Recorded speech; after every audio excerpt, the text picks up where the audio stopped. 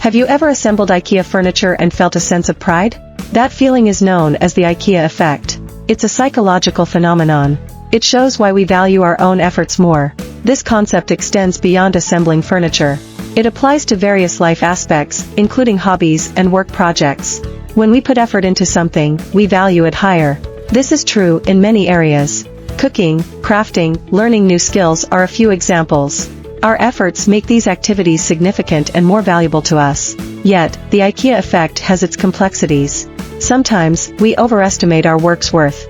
This leads to a biased view and unrealistic expectations. Being aware of this is key to maintaining objectivity. In the business realm, the IKEA effect is strategically important. Companies use it to boost customer engagement.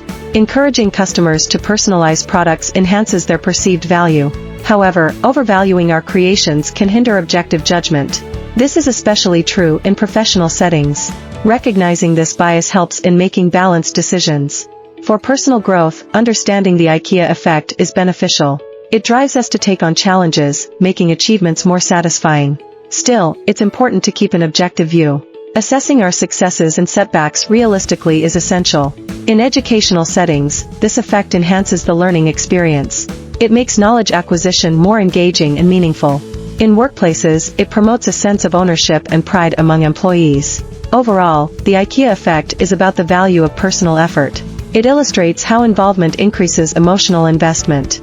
This principle applies to a wide range of activities, beyond physical tasks. Recognizing and understanding this effect can lead to more fulfilling experiences and better decision-making.